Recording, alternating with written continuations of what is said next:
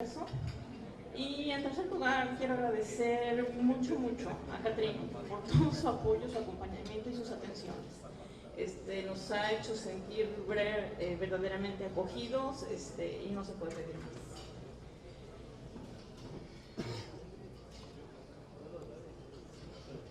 Hace ya un par de años hubo un Congreso Mundial de Ovinos en México y surgió esta frase: en el futuro los forrajes pastoreados y conservados serán la base de los sistemas sostenibles de producción de rumiantes. Si ven la fecha, yo creo que ya venían tarde con el discurso, pero justamente esto nos lleva al tema que vamos a tratar hoy. Habla de forrajes pastoreados o conservados. Básicamente tenemos dos sistemas para conservar forrajes.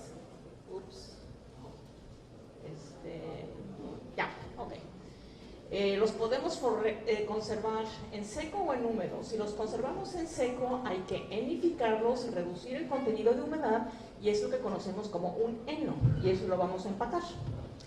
Si los vamos a conservar en húmedo, ese proceso se conoce como ensilaje. Incluye un proceso de fermentación, es mucho más complejo, más complicado, y el secreto de ese proceso es justamente la reducción y o eliminación del aire, que no es tarea menor.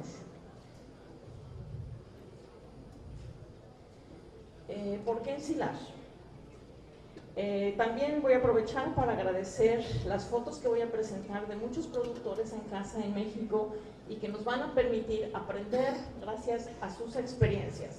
No voy a decir errores, sí experiencias. Empecemos con bovinos, porque de todos podemos aprender, así es que van varios ejemplos. Esto es Coahuila, ahí más o menos está ubicado en el mapa con la estrella roja, es una zona árida. Durante estos días he oído que hablan de precipitaciones pluviales de 5 metros, de 6 metros al año. Coahuila tiene 20 milímetros, es árido.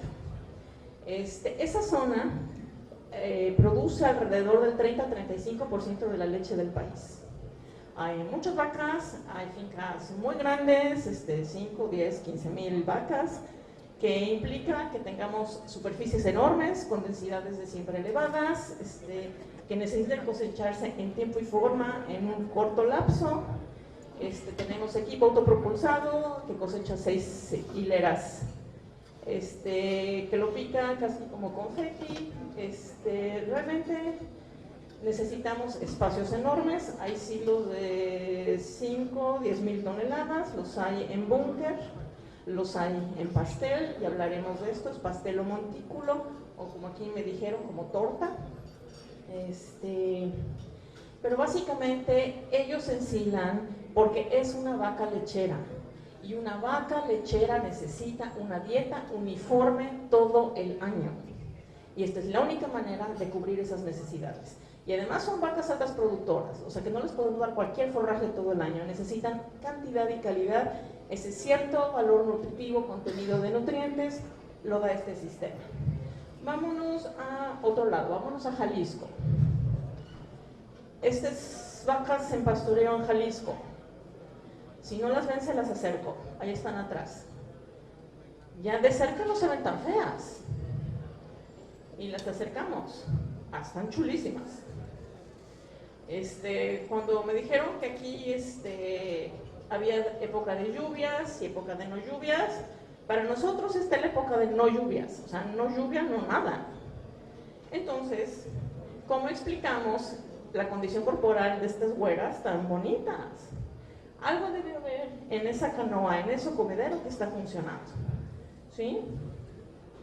Pues están comiendo esto.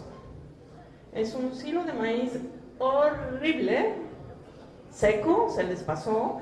No sé si alcancen a ver en la parte superior una costra de material ya deteriorado. Y así horrible como está ese silo, estaba dando esos resultados. Obviamente que hay una cuestión de micotoxinas, que en vaquillas, en la reproducción, no son buenas noticias. Pero aquí queda de manifiesto la necesidad, la solución. Vámonos ahora a Chiapas. Estas son las montañas de Chiapas. Si es un lugar paradisíaco, deberían hacer un spa turístico ahí. Tienen este escenario todo el año. Entonces, como que ¿para qué carambas van a ensilar? Bueno, el detalle es que hay una ubre. ¿Sí? Esto es un ganado lechero y el pasto no alcanza a aportar los nutrientes que estas vacas están necesitando. De hecho, estuvimos ahí el primer día que empezaron a ensilar. Ese es su primer silo de maíz, que se integra como parte de las dietas. ¿Sí? Ellos además cosechan, enifican, pastorean, tienen un sistema integrado con todas las opciones, pastoreo, ensilaje, y a eso vamos. No es nada más un ingrediente, es parte de un sistema productivo. Ahora vamos al otro lado, al Golfo de México, es Tabasco. Este es Tabasco, y Tabasco es así todo el año. Como que ¿para qué carambas quieren ensilar? Bueno, si alguien ha padecido el cambio climático, en parte son ellos. Les llueve mucho, pero los patrones, las épocas, los calendarios y las intensidades de las lluvias se han alterado. ¿Sí?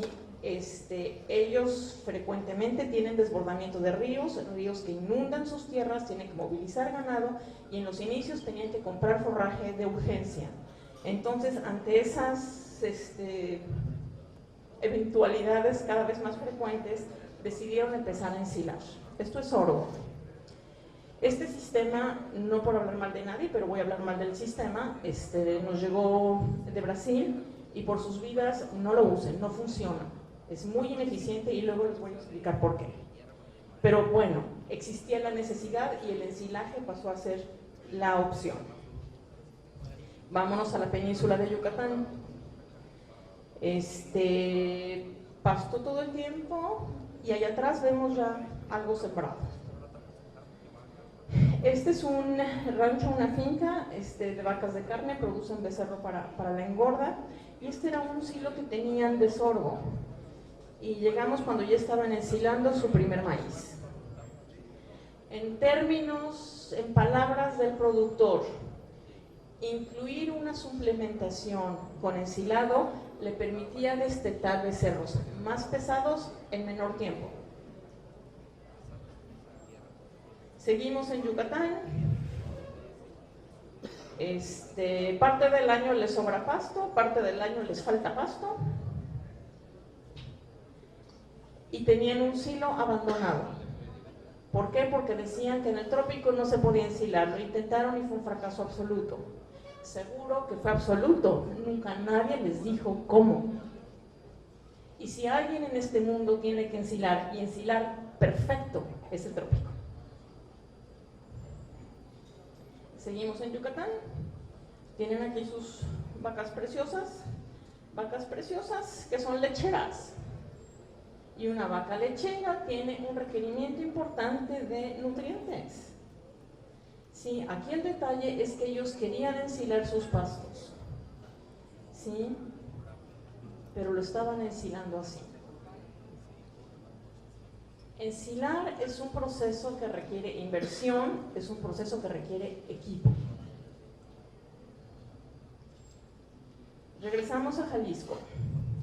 Este güero precioso, estas son engordas intensivas y este está comiendo ensilaje de caña de azúcar. El problema de esta caña de azúcar cuando llegamos es que tenía 20% en base seca de etanol. No, estaba happy el toro, yo creo. Era como tomarse una margarita o yo no sé. Este tipo de forrajes requiere un inoculante específico, ¿sí? Entonces se agrega un inoculante específico que controla las levaduras. Entonces ya las levaduras no consumen los nutrientes de ese forraje, le llegan al toro, el toro gana peso. Entonces sí hay un conocimiento detrás de todo esto. Y este era su silo de caña de azúcar. Era una engorda de 4,000, 5,000 toros, tenían un silo de dimensiones importantes. Seguimos en Jalisco, más güeros, allá son güeros. Este es un rancho de pie de cría, emocionados porque ya viene el silo. Y este es su silo, es una trinchera profunda, esto es maíz, se ve en la parte posterior el terreno cultivado y además eran vecinos de un establo de vaca lechera. Entonces ambos compartían el mismo silo. no sé aquí, pero con nosotros hay una creencia de que el ganado de engorda no necesita ni la misma calidad ni la misma cantidad. Ellos comían la misma calidad y se ve. Vámonos a Veracruz. Veníamos hablando ahorita con una persona de Colombia que había ido a Veracruz y le había encantado. ¿A quién no? De hecho, en México decimos que solo Veracruz es bello. Y miren que yo no soy de Veracruz. Ok. Este caso ha sido un caso muy interesante. Normalmente Veracruz es productor en pastoreo de ganado, ¿sí? Y se han empezado a instalar engordas intensivas. Normalmente este ganado migraba al centro del país y ahí se llevaba la engorda intensiva, no más. Van a capitalizar ellos de sus recursos, de su inversión, del negocio integrado completo y empezaron a florecer engordas intensivas. La historia particular de esta finca, esta foto fue tomada cuando tenían 17,000 cabezas, ya van en 24,000. Cuando recibían el ganado para llevarlo a las dietas ya de engorda y finalización, empezaron a utilizar ensilaje. ¿Sí? Y en sus palabras, somos ganaderos, no agricultores. Ayer me surgió ese comentario. Entonces hubo que enseñarlos a ensilar. Y uno como asesor, de verdad agradece esos casos, porque se ponen en las manos de uno y lo que uno les diga, eso hacen. Hicieron un silo tan bueno que decidieron no solo utilizarlo en la recepción del ganado, sino que ahora sus dietas de engorda y finalización incluyen ensilado de maíz. Sí, eso fue un parteaguas en la zona, porque incluso los nutriólogos se conflictuaron. Hicieron las corridas financieras, porque obviamente implicaba menores ganancias diarias de peso y un poco más de días para llegar al peso al mercado. Pero al hacer las corridas financieras no hubo duda. Entonces, silo de maíz entra en las dietas de todos, lo que implicó hacer silos y silos y silos. Bien, ¿qué nos pueden enseñar las ovejas? De ahí soy yo, de Puebla. Este es un caso muy particular. Estas son granjas de aves. ¿Sí? Hubo una empresaria que hizo mucho por la industria avícola en México, doña Socorro Romero. Yo tuve el privilegio y la suerte de poder trabajar con ella un tiempo. Y en sus granjas tenía rebaños, que nosotros les decimos borregos, de ovejas. Pero ese rebaño era constante, año con año, 500, 500, 500, 500, y nunca crecía. Pues no crecían porque se morían de hambre, y las crías no sobrevivían. Pero las pocas crías que sobrevivían eran los reemplazos del año que viene, y nunca creció.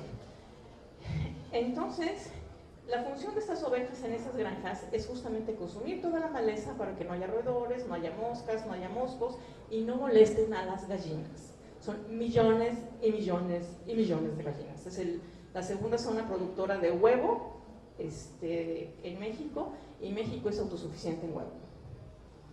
Yo voy a decir una peladez, pero no. Ok. Entonces empiezan a... no.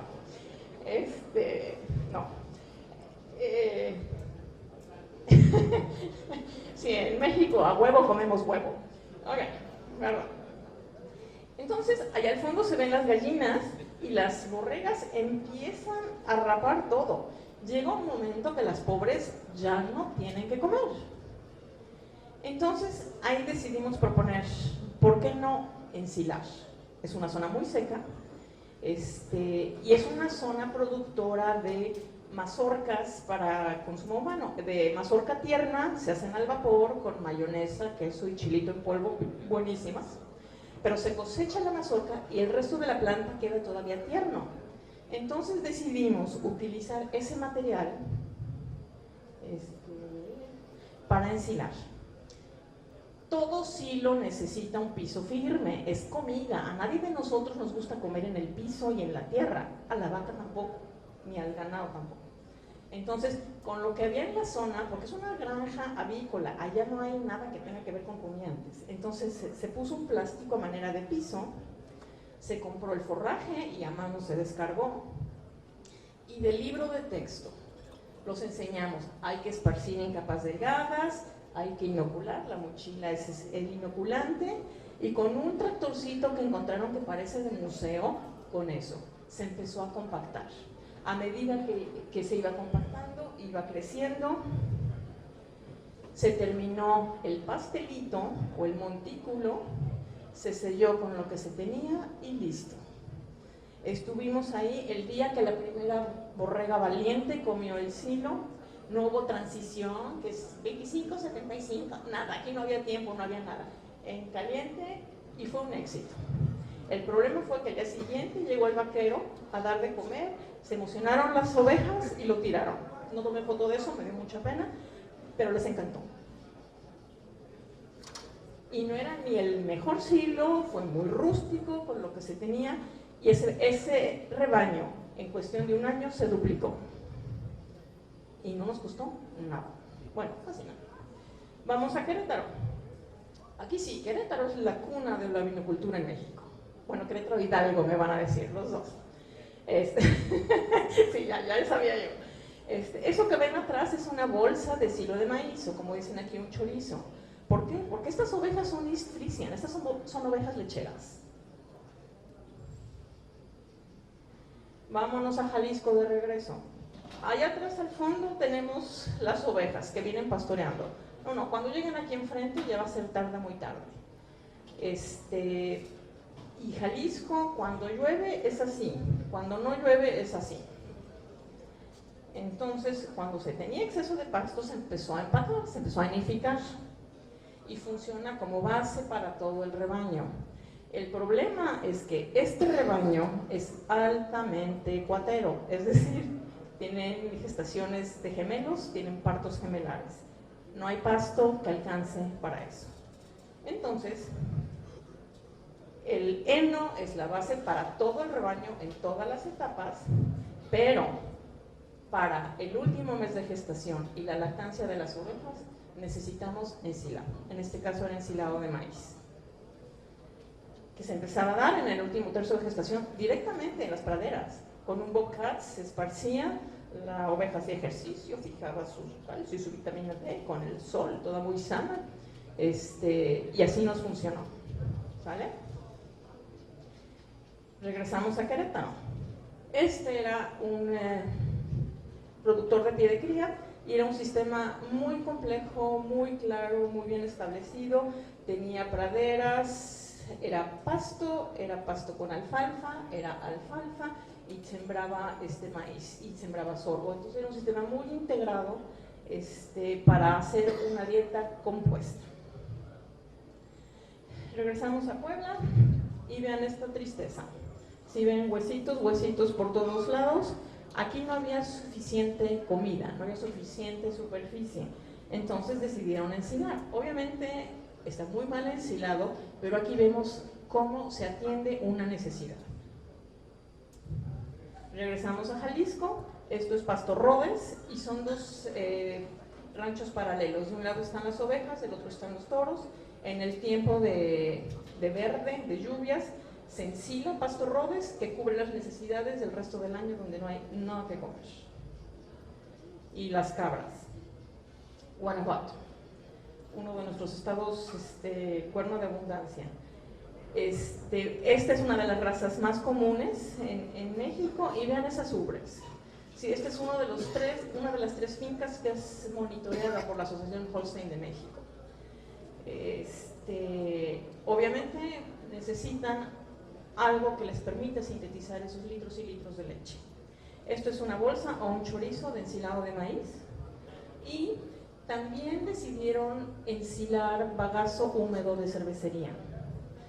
El problema es que para ensilar, y lo vamos a ver ahorita más adelante, se necesita un mínimo de materia seca si queremos que el proceso sea eficiente. Aquí no había manera, obviamente, de presecar ese bagazo de cervecería húmedo, entonces lo que se hizo fue mezclarlo con paja, para que el promedio de los dos nos diera el mínimo de materia seca que necesitábamos.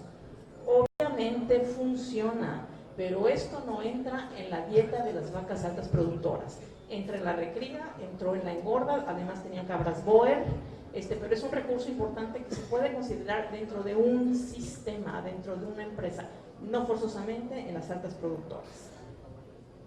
Regresamos a Querétaro, estas son cabras, es una empresa grande con muchas cabras y básicamente tienen un sistema de alimentación muy sofisticado y tenían dietas secas, toda su alimentación era a base de henos. Decidieron considerar la opción hace ya un par de años de irse a ensilados, se hicieron las corridas financieras, funcionaba en papel, entonces decidieron cambiar a ensilados, empezaron a embolsar.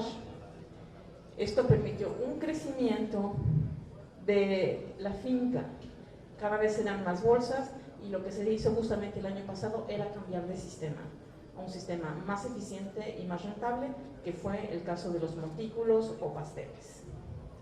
Bien, hasta aquí los ejemplos. Así es que, ¿por qué ha aumentado? Y no nada más México, hay escenarios similares por todas partes.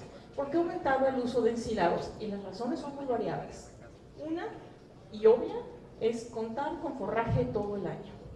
Habrá quienes necesiten cantidad y habrá quienes necesiten cantidad y cierta calidad. La segunda, necesidad de hacer el proceso productivo más eficiente y rentable. En muchos escenarios eso ha sido.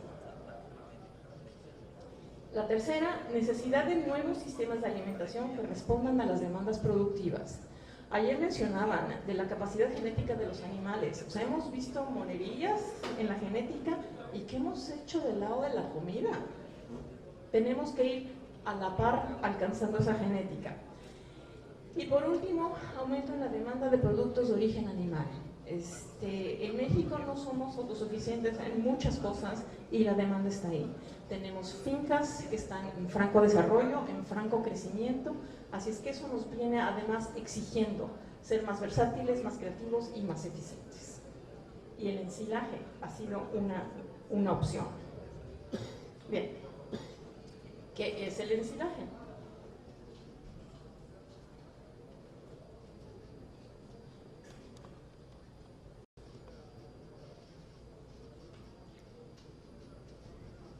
Y esto lo saqué de Wikipedia, en Google, no es ninguna ciencia, pero me gustó. Básicamente dice que, como lo veo, es un proceso de conservación de forraje basado en una fermentación que produce ácido láctico y una disminución del pH por debajo de 5. Ok, efectivamente, es un proceso de fermentación láctica. Y ahí empezamos. Porque todo el mundo dice, ay, es que si lo dejo solito y no le agrego nada, fermenta.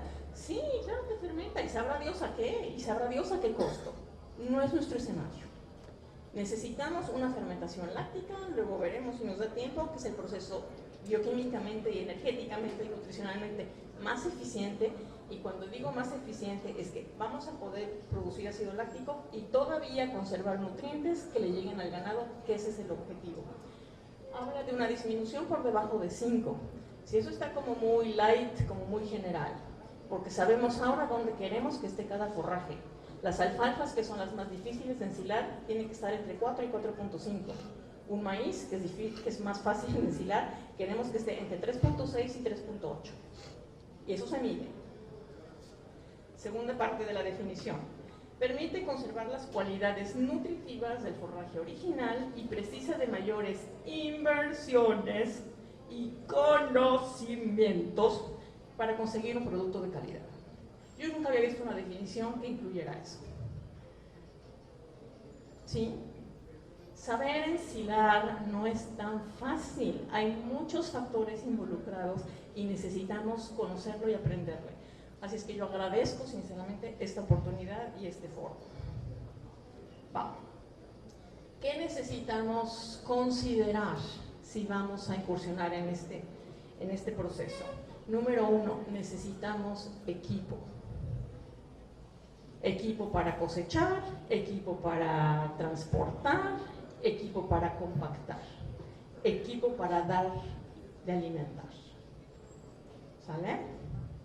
Número 2, necesitamos considerar el rendimiento por hectárea. Ayer la respuesta fue muy clara. Sí, el proceso requiere un cierto volumen para hacer el proceso eficiente. Si voy a estar cortando 3 hojitas, mejor las regalo. Valor nutritivo. Si yo cosecho malo, pues voy a ensilar malo. Tampoco es la vasija de Harry Potter, no hacemos magia. Si yo cosecho bueno y lo hago bien, obtendré un ensilado bueno, pero igual puedo hacer un desastre. Pérdidas. Todo proceso de conservación, ya sea edificado o ensilaje, tiene pérdidas. Es el precio que tenemos que pagar por conservarlo. El nombre del juego es hacer este ensilaje con el menor porcentaje de pérdidas posible. Y hablamos de pérdidas en kilos y pérdidas en calidad. ¿Va a haber cambios en valor nutritivo? Seguro que sí, pero de nosotros depende que esos cambios no afecten el consumo de la vaca y a futuro no afecten la salud de la vaca. Y finalmente, manejo. El manejo puede ser complicado. Veíamos en una finca que tienen que transportarlo de una finca a otro y necesitamos saber bien cómo funciona para que ese manejo no nos represente todavía pérdidas mayores.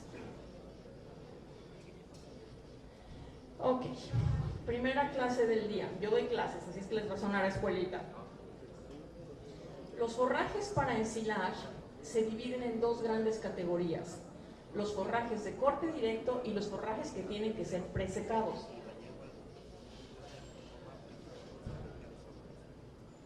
Forraje de corte directo quiere decir que yo lo corto en el campo y viene al silo, o viene a la bolsa o a donde lo vayan a poner. Un forraje que requiera presecado, yo lo cosecho, lo dejo secar en campo y ya que alcance mi contenido de humedad objetivo, vengo y lo ensilo. Y aquí empezamos. ¿Quiénes están en forrajes de corte directo?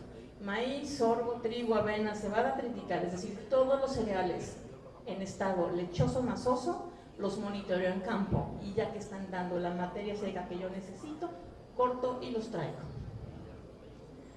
Y oh sorpresa, pastos y leguminosas, tréboles y alfalfa, los corto, los premarchito o preseco o predeshidrato antes de poderlos ensilar. El problema es que si yo ensilo directo un pasto, un trébol, una alfalfa, y no importa el pasto que sea, quicuyo, raygras, mombasa, mulato, vallicos, lo que quieran, Australia, Nueva Zelanda, Chile, Costa Rica, Veracruz, los pastos bioquímicamente se comportan igual, ¿sí? El riesgo de yo dejarlos húmedos es que voy a permitir que las bacterias que pueden crecer con esas condiciones de humedad sobrevivan.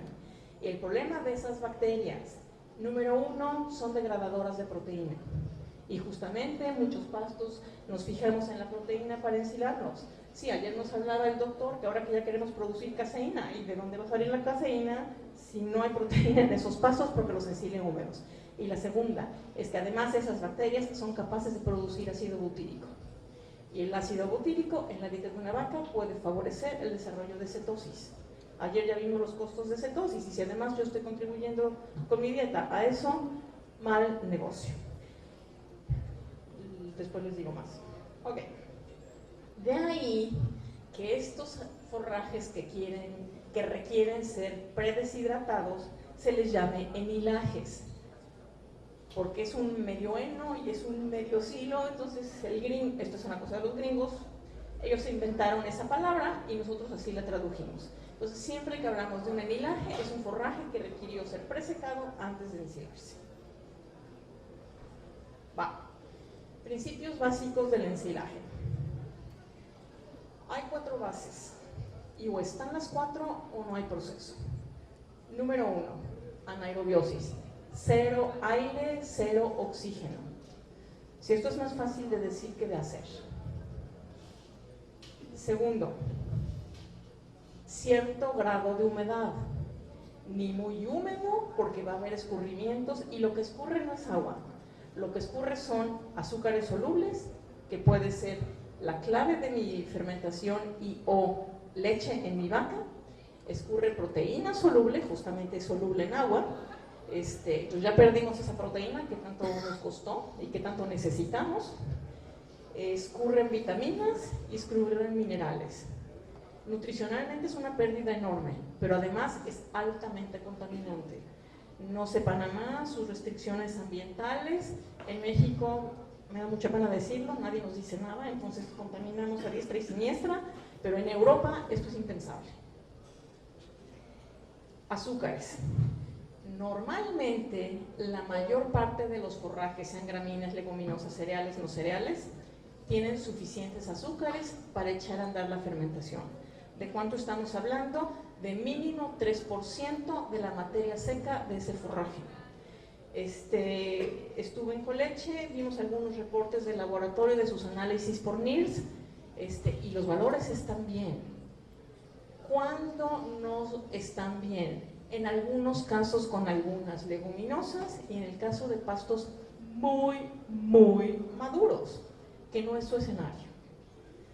Entonces, normalmente los forrajes tienen suficiente azúcar para echar a andar su fermentación. El problema es cuando a diestra y siniestra agregamos azúcares. Ayer vi la miel, que me imagino que es melaza.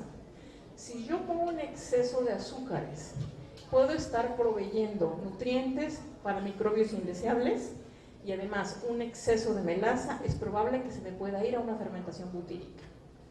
Entonces, como decimos en mi país, ni tanto que queme al santo, ni tanto que no lo alumbre, ¿sí? Cada uno tiene su porqué y su cuánto.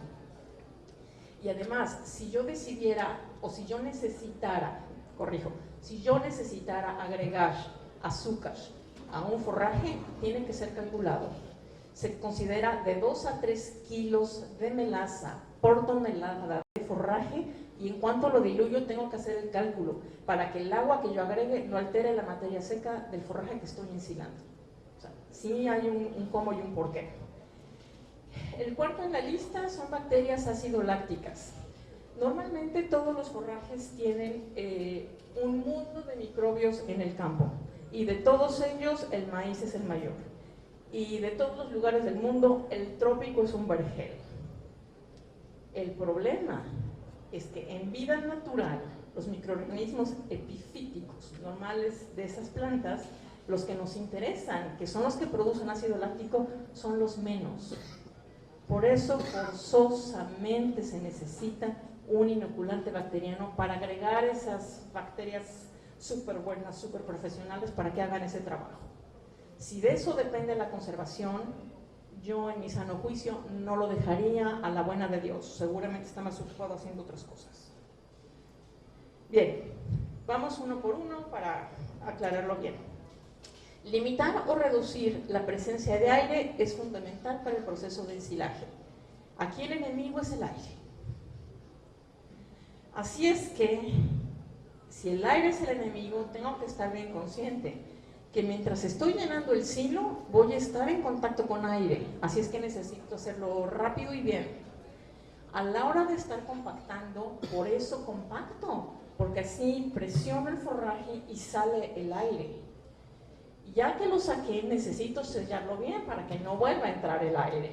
Y finalmente, a la hora de darlo de comer, ya no hay más nada que hacer, porque voy a estar ahora sí que en manos del enemigo, y más vale que haya yo hecho todo bien y que mi manejo en ese momento reduzca al menos el contacto con el aire de mi silo. Yo soy muy visual, así es que va con manzanitas. Si esta es mi cosecha, y además, independientemente del aire, esta planta sigue madurando y tiene una ventana óptima en la que la tengo que cosechar. Entonces tengo que estar muy consciente de las fechas, de los tiempos y de la forma en que necesito cosecharla. Aquí están muy conscientes, están cosechando y vienen llegando. Ahora, no se trata de llegar y hacer un montón rápido, eso cualquiera. Lo que yo necesito es compactación. El secreto de este proceso, además, está en la compactación. Entonces necesito el suficiente tonelaje y el suficiente flujo que me permita conseguir densidades considerables. Ya las tenemos medidas, ¿sí? Ya tenemos tablas, si hay tiempo se las enseño, Por ejemplo, en México nos fijamos como meta 225 kilos de materia seca por metro cúbico, que eso representa alrededor todavía de un 16% de pérdidas. Cuando hicimos nuestros mapeos en nuestra zona espectacular de la laguna, el promedio era 180. Es decir, que las pérdidas nada más por compactación oscilaban entre 18 y 19%. Hemos ido avanzando, ya no estamos en 225, ya subimos a 240, hubo una finca que ya alcanza casi los 300, entonces es mucha tarea y todo eso se mide. Tenemos programas de Excel, se los vamos a dejar a Coleche, hay manera de calcular todo eso. Entonces ellos están muy conscientes que necesitan estar compactando rápido en tiempo y forma y con la suficiente densidad. A medida que viene creciendo el silo, saben que estar en contacto con el aire es un peligro, por eso a medida que van teniendo ya superficie franca, vienen sellando, ¿sí? Y si se fijan, hay un plástico negro y hay una lona de publicidad encima, que no son los mejores materiales, y hablaremos de eso después, pero hay que proteger los plásticos negros en todo el mundo y más en condiciones como las nuestras. Ayer decían, ¿se rompen y se rasgan? Seguro que sí, esos son los rayos UV del sol, destruyen los enlaces entre los polímeros. Polietileno es un polímero y rompe la integridad y la efectividad del material. Entonces es el plástico encima de la lona para protegerlo físicamente y ayudar a reflejar los rayos del sol, y además encima hay que aplicar peso. Ahí está. Si no lo protegemos, esto va a pasar. Y con una entrada de aire que haya, el proceso se comprometió. Otro ejemplo, del lado izquierdo ya hay una pila sellada, del lado derecho, a medida que vienen avanzando con la compactación, vienen avanzando con el sellado y aplicando peso. Lo cual nos lleva a esta barbarie horrible. Van a decir, estos primitivos salvajes. Sí, somos unos primitivos salvajes. Este era nuestro método de sellado. Empieza a ya no serlo. Hay zonas en México con lluvia, que esto tiene desarrollo de moscos y es un problema importante de salud pública. Ya no podemos usar llantas. Se están sustituyendo por costales, en algunas zonas con arena y en muchas zonas con grava. Hay quien utiliza cinchos para tensar, nos podemos poner creativos, pero la intención es justamente conseguir ese peso aplicado. Una cosa es la técnica de sellado y otra muy importante también es el material con que se sella. El polietileno, con el tiempo descubrimos que sí deja pasar el aire, y así como en inoculantes hay una nueva generación de productos hoy en día, después hablaremos de ellos, también en el material de sellado. ¿Sí? Hay una nueva generación que se llama barreras limitantes de oxígeno, que en México hizo esto. Nosotros, por más que nos aplicábamos, teníamos pérdidas en la parte superficial. Con esta nueva generación, eso pasó. Lo abrimos y está chulo de precioso. Ok, la otra es, ya que está abierto, ¿cómo lo voy a manejar para que el aire me afecte lo menos posible? Hacemos cosas enormes como estas, y una regla de oro de un silo es que esté diseñado para que yo me pueda consumir toda la cara del silo en un día. ¿Sí? Entonces ellos, para poderse consumir toda esa cara monumental en un día, tienen que rasguñarlo y lo que juntan, eso utilizan. Tenemos equipo ya que hemos o diseñado en casa o copiado del extranjero para hacer esto, pero no queremos esto. Sí, así matemáticamente estoy exponiendo una cantidad enorme al aire de manera innecesaria. Y otra cosa, cuando tenemos caras así, se destapa únicamente la rebanada que voy a utilizar ese día, porque así impido que el aire entre al resto de la pila y tengo bien calculado lo que necesito consumir ese día. La segunda de la lista era la humedad. Leo. El contenido de humedad o materia seca de los forrajes ensilados determina en gran medida su conservación y calidad final. Un exceso de humedad genera pérdidas en calidad y en cantidad. Y una falta de humedad, el extremo contrario, compromete la supervivencia de las bacterias del inoculante y además dificulta la compactación, permitiendo que exista aire atrapado ahí. Así es que no queremos ver este escenario, y aquí apenas empezaban a compactar. Era un escurridero, y tampoco queremos esto, material muy seco que no se pueda compactar, que o sí nos va a generar hongos. Hongos que ya vienen del campo, dicho sea de paso. ¿Qué podemos hacer en el silo? Controlar ese crecimiento para que no proliferen. Puede o no haber micotoxinas, normalmente sí. El tercero en la lista son los azúcares.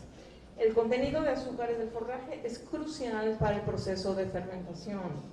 ¿Por qué? Porque de ellos va a depender que las bacterias tengan con qué producir ácido. Así es que es importante monitorear, sobre todo en casos de maíces, la madurez.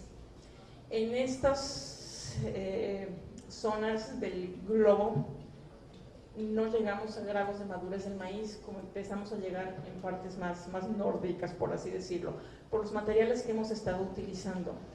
El grano llega ya a niveles de madurez que necesita ser quebrado, por eso desarrollaron las máquinas controladoras para quebrar esos granos y que ese almidón pueda ser utilizado, pero es importante tener el mejor desarrollo de esa mazorca. Por eso hablamos de una porción masosa y una porción lechosa.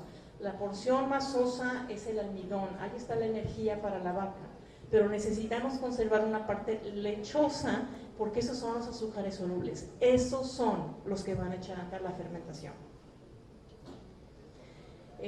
A partir de los azúcares, las bacterias van a producir ácido láctico y ese ácido láctico es el que va a disminuir el pH y va a mantener quieto a cuanto microbio indeseable esté presente.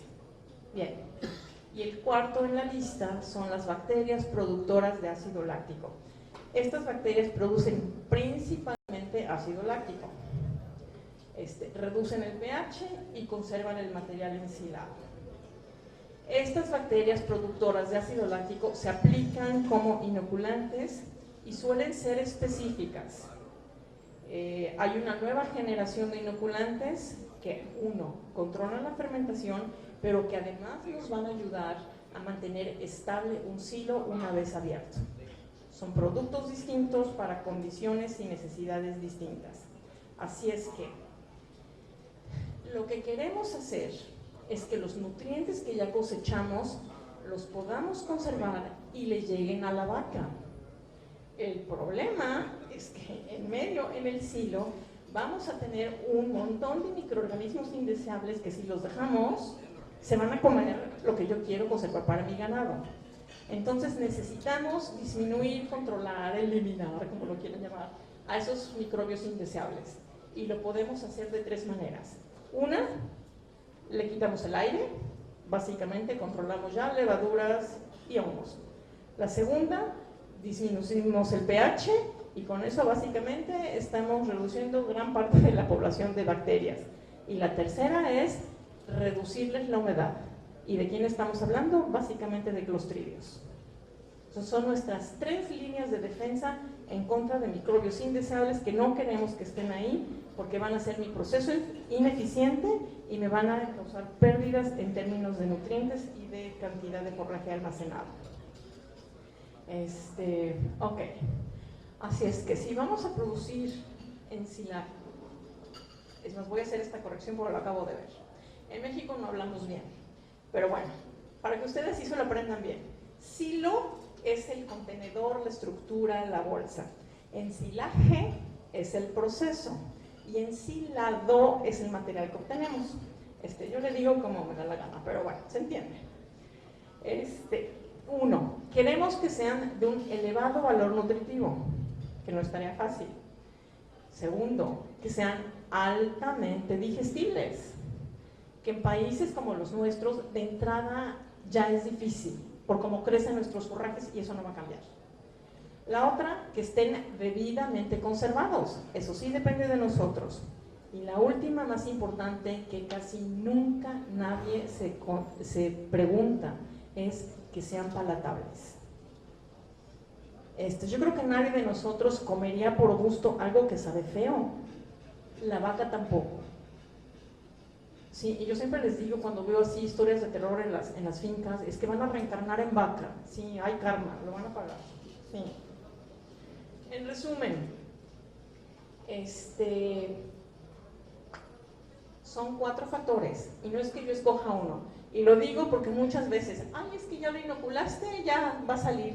No, ni es agua bendita, ni son polvos mágicos. Es uno de 4 elementos necesarios para el proceso. Así es que 0 aire, la humedad correcta, ni muy húmedo ni muy seco, azúcares suficientes, ni pocas ni muchas, y bacterias ácido-lácticas que echen a andar el proceso. Yo la mitad de mi tiempo doy clases, es una universidad jesuita, y justo ahí me encontré esta frase de San Ignacio de Loyola. Él hablaba de sus principios y sus ejercicios espirituales, pero la frase me encanta.